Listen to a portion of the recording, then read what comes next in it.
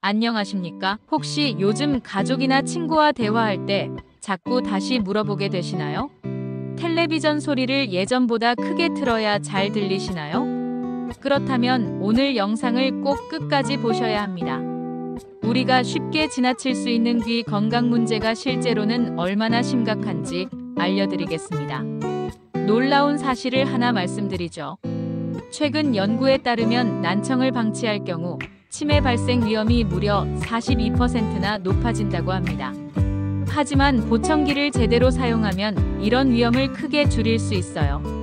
오늘은 이런 중요한 내용들을 차근차근 설명해 드리겠습니다. 먼저 난청이 정확히 무엇인지 알아볼까요? 난청은 단순히 소리가 작게 들리는 것만이 아닙니다. 소리가 우리 귀에 들어와서 고막을 거쳐 달팽이관이라는 곳을 지나 청신경을 통해 뇌까지 전달되는 복잡한 과정이 있어요. 이 과정 중 어느 한 곳이라도 문제가 생기면 소리를 제대로 듣지 못하게 되는 거죠.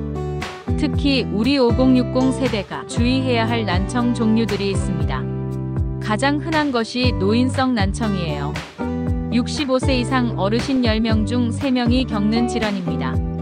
관절염, 고혈압에 이어 세 번째로 많은 노인성 질환이죠. 나이가 들면서 자연스럽게 청력이 떨어지는 현상이지만 절대 당연하게 여겨서는 안 됩니다. 두 번째는 소음성 난청입니다. 요즘 젊은 사람들이 이어폰을 너무 크게 틀어서 생기는 경우가 많지만 우리 세대도 공장이나 건설 현장 같은 시끄러운 곳에서 오랫동안 일하셨던 분들이 겪을 수 있어요. 국내 인구의 약 2%가 이런 소음성 난청을 경험한다고 합니다. 가장 무서운 것은 돌발성 난청입니다. 갑자기 청력이 뚝 떨어지는 응급질환이죠. 이때는 골든타임이 있어요. 증상이 나타나고 3일에서 2주 안에 치료받아야 합니다. 치료가 늦어지면 영구적으로 청력을 잃을 수 있거든요. 만약 갑자기 한쪽 귀가 안 들린다면 즉시 이비인후과에 가셔야 해요. 손자, 손녀를 둔 분들께는 소아 난청도 중요합니다. 아이들의 언어 발달과 사회성에 직접적인 영향을 미치거든요. 특히 3세 이전에 발견해서 치료하는 것이 매우 중요합니다. 그럼 난청이 왜 이렇게 위험한 걸까요? 단순히 소리를 못 듣는 불편함을 넘어서 더 심각한 문제들이 생깁니다. 의사소통이 어려워지니까 사회적으로 고립되기 쉽죠. 자동차 경적이나 화재 경보 같은 안전 신호를 듣지 못해서 위험한 상황에 처할 수도 있어요. 가장 심각한 것은 치매와의 연관성입니다. 최신 연구 결과를 보면 청력이 손실되면 치매 발생 위험이 2배에서 5배까지 증가한다고 해요. 왜 그럴까요? 귀로 들어오는 정보가 줄어들면 뇌의 활동도 함께 줄어들기 때문입니다. 뇌가 충분한 자극을 받지 못하면 인지 기능이 떨어지게 되죠. 실제로 2025년에 발표된 최신 연구를 보면 난청이면서 보청기를 사용하지 않은 사람들은 일반인에 비해 치매 위험이 42%나 높았어요. 하지만 보청기를 제대로 사용한 사람들에게서는 이런 위험 증가가 나타나지 않았습니다. 이게 얼마나 중요한 발견인지 아시겠죠? 우리나라 치매 환자는 계속 늘어나고 있습니다. 2025년에는 97만 명, 내년 2026년에는 100만 명을 넘을 것으로 예상되거든요. 전체 치매 원인 중에서도 난청이 8% 정도로 가장 높은 기여 요인을 차지한다고 합니다. 그렇다면 어떻게 예방하고 관리할 수 있을까요? 가장 중요한 것은 조기 발견입니다. 돌발성 난청 같은 경우는 증상이 나타나면 즉시 이비인후과를 방문해야 해요.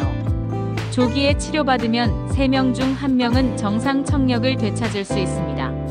하지만 늦을수록 회복 가능성은 급격히 떨어지죠. 정기적인 청력 검사도 중요합니다. 특히 우리 나이대에서는 매년 한 번씩은 검사를 받아보는 것이 좋아요. 초등학교 입학 전, 중학교 입학 때만 하는 게 아니라 장년기와 노년기에도 꾸준히 검사해야 합니다. 일상생활에서의 소음 관리도 필요해요.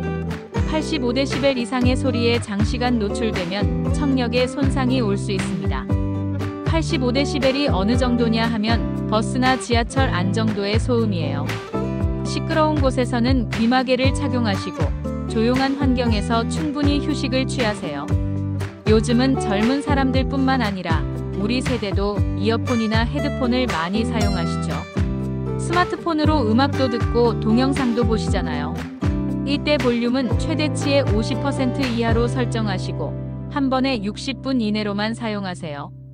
특히 시끄러운 장소에서는 사용을 자제하는 것이 좋습니다. 병원에서 처방받은 약물도 주의해야 해요. 항암제나 항생제, 이뇨제 같은 약물들이 난청을 악화시킬 수 있거든요. 이런 약물을 복용할 때는 반드시 의료진과 상의하시고 청력에 문제가 없는지 확인해 보세요. 만약 이미 난청이 있다면 어떻게 해야 할까요? 다행히 요즘은 재활 방법이 많이 발달했습니다. 가장 일반적인 것이 보청기죠. 40dB 이하의 소리가 잘 안 들리신다면 보청기 착용을 적극 권합니다. 보청기에 대한 편견이 많으시죠? 크고 불편하고 소음만 증폭시킬 거라고 생각하시는 분들이 많아요. 하지만 요즘 보청기는 정말 많이 발달했습니다. 크기도 작아졌고 착용감도 편해졌어요. 스마트폰과 연동도 가능하고요. 보청기는 단순히 소리를 크게 만들어주는 것만이 아니에요. 이명을 억제하는 기능도 있고 인지 기능을 유지하는 데도 큰 도움이 됩니다. 앞서 말씀드린 것처럼 보청기를 제대로 사용하면 치매 위험도 크게 줄일 수 있어요. 보청기로도 듣기 힘들 정도로 청력이 많이 손상된 경우에는 인공와우를 고려할 수 있습니다. 달팽이관에 직접 전극을 심어서 소리를 전달하는 방법이에요. 수술이 필요하지만 효과는 매우 좋습니다. 조기에 치료받으면 소아도 정상적인 언어 발달이 가능할 정도죠. 여기서 중요한 팁을 하나 더 드릴게요. 보청기를 처음 착용하실 때는 적응 기간이 필요해요. 처음에는 모든 소리가 크고 어색하게 느껴질 수 있습니다. 하지만 포기하지 마시고 꾸준히 착용하세요. 보통 3개월 정도 지나면 자연스러워집니다. 요즘 보청기 시장도 많이 변하고 있어요. 충전식 제품이 배터리식을 앞지르고 있고 기술도 계속 발달하고 있습니다. 비용이 부담되신다면 정부 지원 제도도 있으니까 관련 기관에 문의해보세요. 서울대병원의 박무균 교수님은 이렇게 말씀하셨습니다. 난청은 치매의 주요 위험 요인인 만큼 경미한 청력 저하라도 일찍부터 관리하는 것이 중요하다고 하셨어요. 정말 맞는 말씀입니다. 마지막으로 가족들에게 당부 말씀을 드리고 싶어요. 부모님이나 배우자가 자꾸 다시 묻거나 텔레비전 소리를 크게 틀어도 그냥 나이 들어서 그런가 보다 하지 마세요. 이비인후과에서 정확한 검사를 받아보시길 바랍니다. 귀 건강은 단순히 소리를 듣는 문제가 아니에요. 우리의 인지 기능, 사회적 관계, 안전, 그리고 삶의 질 전반에 영향을 미치는 중요한 문제입니다. 오늘부터라도 귀 건강에 관심을 가지시고 정기적인 검사와 적절한 관리로 건강한 노후를 준비하시기 바랍니다. 궁금한 점이 있으시면 댓글로 남겨주시고 이 정보가 도움이 되셨다면 구독과 좋아요 부탁드립니다. 다음에도 건강한 정보로 찾아뵙겠습니다.